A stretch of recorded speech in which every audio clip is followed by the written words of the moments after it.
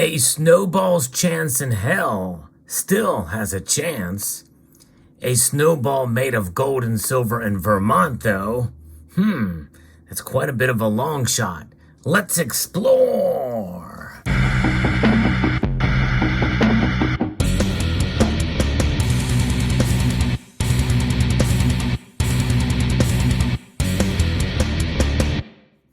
As shared with me by a member of the community before I had a chance to see it, because I've been paying attention to this fairly regularly, been doing videos on these types of bills that have been proposed and the legislative action thereon for quite a number of years now. Well, the latest here is what's happening in Vermont, of all places. Vermont, that's right, you heard it here.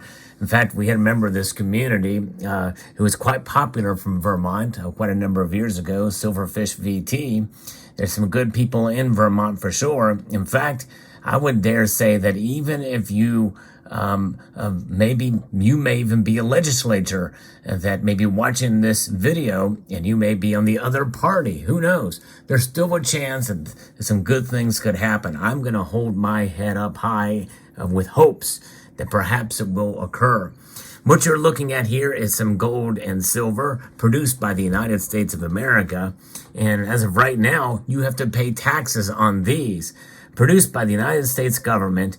And if you were to purchase these, you have to pay taxes on them in Vermont. And by the way, and in a number of other states. This is from the Sound Money Defense League, and this is quite an eye-opening story here as we're starting to see more and more states entertain the possibility of at least removing taxes, at least to some extent, on gold and silver. California already has a stipulation, by the way, of some good sound money principles, at least in part. And Vermont very well could be the next state in line. On the heels of overwhelming votes to remove all taxes from purchases of precious metals in Mississippi, legislators in Vermont have introduced a measure to curtail the controversial tax in their own state. That's right, introduced yesterday by Representative Peterson, Lamar, Hiley, and Smith, all Republicans. House Bill 295 would cancel sales tax on larger size purchases of rare coins of numismatic value, gold or silver bullion coins, or gold and silver tender of any nation traded and sold according to its value as precious metal. In the past 2 years alone, the governors of Alabama, Ohio, Arkansas, Tennessee, and Virginia each signed legislation to enact or extend sales tax exemptions on precious metals in their states. Both chambers of the Mississippi legislature just this past week voted to pass this exemption in their state, positioning Mississippi to become the 43rd state to eliminate the outmoded practice of taxing the only form of money mentioned in the United States Constitution. So think about it. All these other states have had it for quite a number of years, and Mississippi is just now coming to the fray. Kind of unusual. You would think that they would be one of the ones that would be proactive in making this happen a lot sooner. But the fact that Vermont is entertaining this as a bill that has been drafted for introduction into the House there in Montpelier in Vermont, I think is a pretty good sign. And I'm going to hold out hope that this could possibly go through. But don't get too excited. But the proposed Vermont exemption would only apply when the sales are valued at $1,000 or more, and that the first $1,000 of value shall remain taxable. At least it's a start. It would be nice.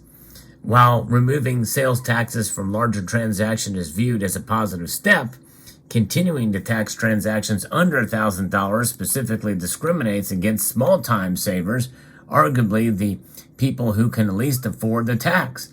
But it seems like that's where many of these states are going.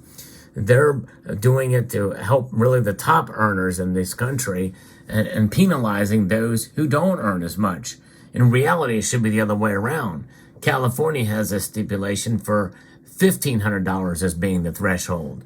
In a sense, they're helping the richest amongst us in these more left-leaning progressive states.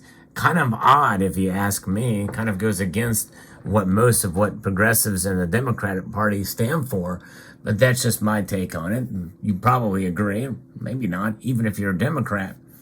Virginia had maintained a similar $1,000 plus exemption before the discriminatory provision targeting small-time savers was eliminated in 2022 via legislation that made all gold and silver purchases exempt regardless of transaction size. However, that will run out, I think, at the end of 2025, where it'll have to be voted on again as to whether to extend it or not. I hate legislation like that sunsets. To me, it should be you pass it and it will take a new law to reenact it again.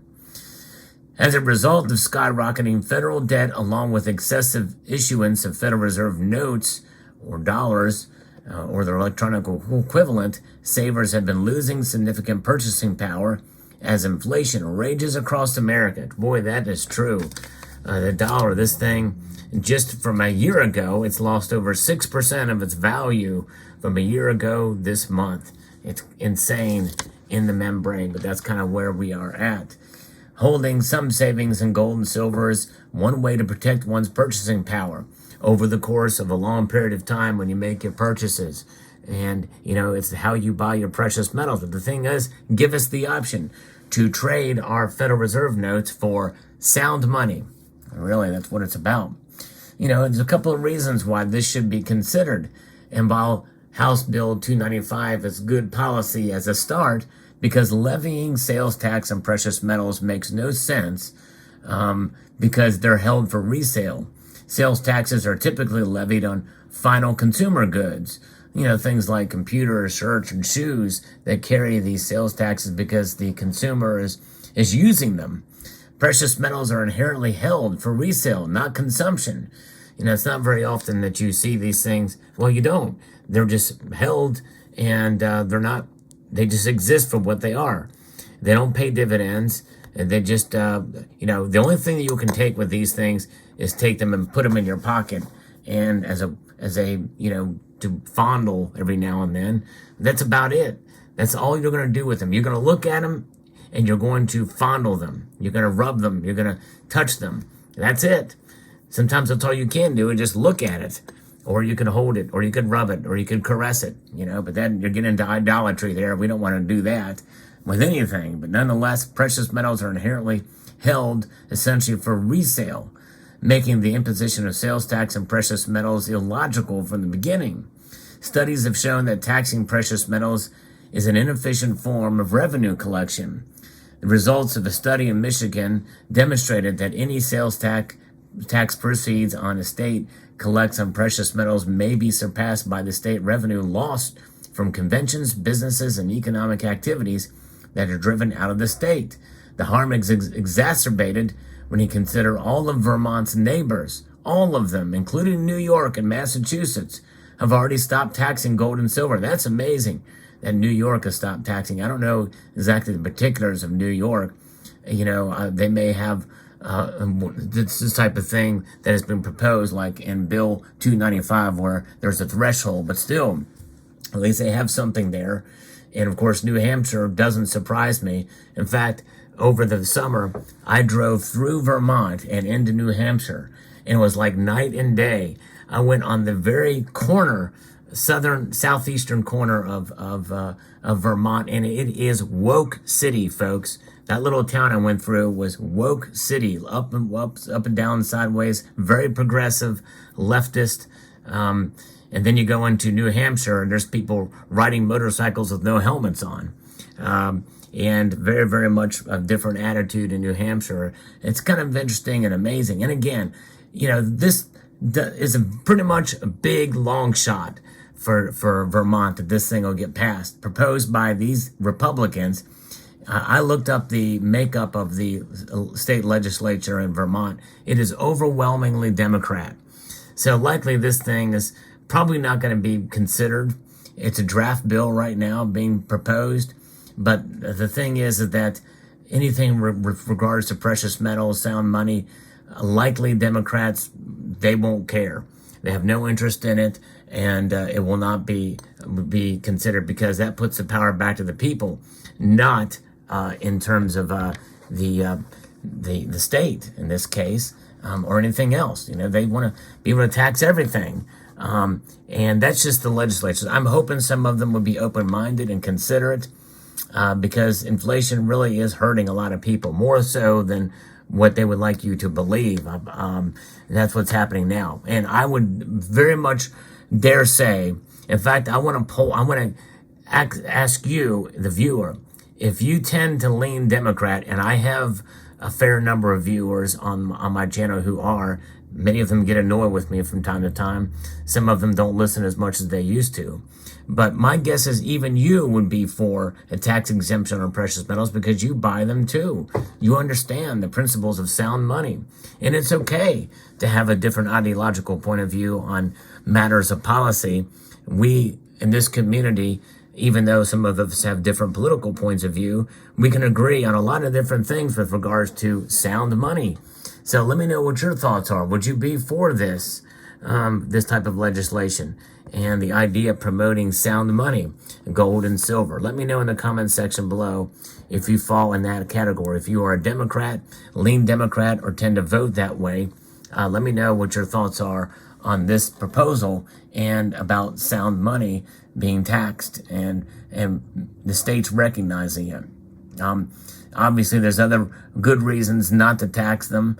We know they're mentioned in the Constitution, and they can harm in-state businesses that sell precious metals, and it's other types of savings or investments don't carry a sales tax. Like for instance, Vermont does not assess a sales tax on the purchase of stocks, bonds, other ETFs, real estate, currencies, or other financial instruments. And so there you go. If you want to be a saver of precious metals, taxes are harmful.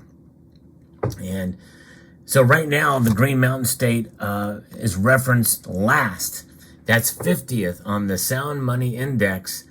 And if they pass HB 295, Vermont can vastly improve its Sound Money Index rating. So the Sound Money Index is pretty neat. It measures all of these states.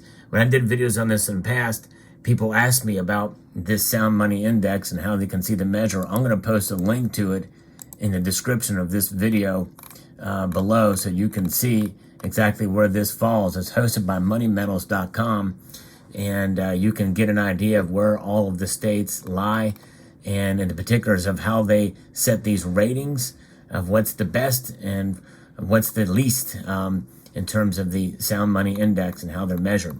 So there you have it. That's the news of the day. I hope you found this video insightful, informative, and educational. Let me know what your thoughts are in the comment section below. Would like to extend a multitude. That means a whole lot, folks. That's what that means. A whole lot of gratitude to all of you for taking the time to watch this video. And I want to encourage you to please rate. I don't say that lightly. I really do. If you don't mind pressing that thumbs up button, it would mean half the world to me. That's a whole hemisphere if you were to do that. Share it, comment, and subscribe.